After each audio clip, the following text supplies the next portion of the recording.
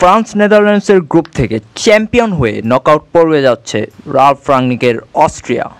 এই শতাব্দীতে এখনও কোনো বিশ্বকাপে কোয়ালিফাই করতে না পারা পুচকে অস্ট্রিয়াকে এখন হঠাৎ করেই রাখা হচ্ছে ইউরোর ফেভারিটদের কাতারে। এখন জন্ম সনদ দিয়ে খোলো বিকাশ স্টুডেন্ট অ্যাকাউন্ট, নিজের বিকাশ নিজে কর। এই ভিডিওতে আমরা দেখার চেষ্টা করব কিভাবে 2 বছরের মধ্যে একটি জাতীয় দলকে পুরোপুরি বদলে দিলেন রাংনিক এবং এই ইউরোতে ঠিক কতদূর যেতে পারে তার অস্ট্রিয়া। 2022 এপ্রিলে যখন রাংনিক অস্ট্রিয়ার দায়িত্ব নিয়েছেন তখন অস্ট্রিয়া ও রাংনিক দুই পক্ষের অবস্থাই বেশ বাজে। ম্যানচেস্টার ইউনাইটেডে 6 মাসের এক বিতর্কিত কোচিং স্পেল পার করেছেন রাংনিক। সেখানে সর্বশেষ 10 ম্যাচের মধ্যে মাত্র 2টিতে জয় পেয়েছিলেন। দলের স্টার প্লেয়ার ক্রিস্টিয়ানো রোনালদো এক পাবলিক ইন্টারভিউতে তাকে তুনোধুনো করেছিলেন এই বলে, এই লোক তো কোনো কোচই না। এদিকে অস্ট্রিয়া মাত্রই তাদের বিশ্বকাপ কোয়ালিফায়ার শেষ করেছে, যেখানে তাদের অবস্থান ছিল স্কটল্যান্ড ও ইসরায়েলের নিচে। বাছাই পর্বে তারা ইসরায়েলের কাছে 5-2 গোলের শোচনীয় পরাজয়ের মুখও দেখেছে। কিন্তু এই দুই এন্টিটির মিলন যেন এ ম্যাচ মেড ইন হেভেন। যারা রাংনিককে ঠিকমতো চেনেন না তাদের উদ্দেশ্যে বলি, রাংনিক জার্মানির সবচেয়ে রেসপেক্টেড কোচদের একজন। তাকে বলা হয়ে থাকে গেগেন প্রেসিংয়ের জনক। স্বয়ং ইয়র্গেন ক্লপ তার সম্বন্ধে বলেছিলেন, জার্মানি থেকে যেসব ম্যানেজার এসেছেন তাদের মধ্যে Rangnick one of the best, সর্বশ্রেষ্ঠও হতে পারেন।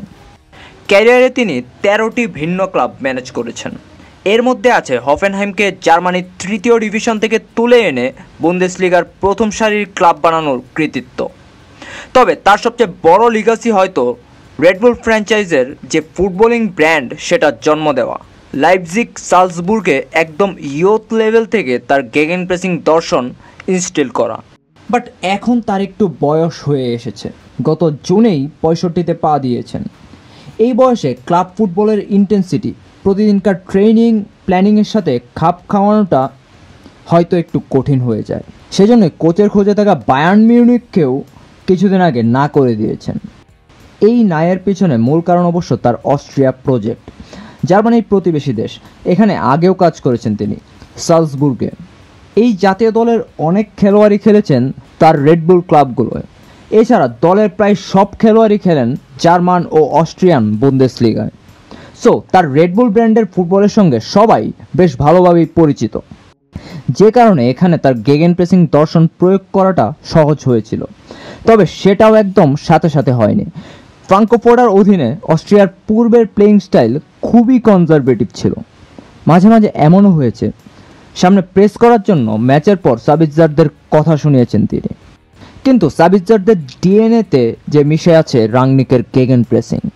ন্যাশনাল টিমের ক্যাম্পে রাংনিকের সিস্টেম ইমপ্লিমেন্ট করার পর তাই আর পেছনে ফিরে তাকাতে হয়নি অস্ট্রিয়ার। 22 নভেম্বর থেকে এখন পর্যন্ত মাত্র একটি ম্যাচে হেরেছে তারা। এই সময়ে জার্মানি, ইতালির মতো পরাশক্তিদেরও হারিয়েছে।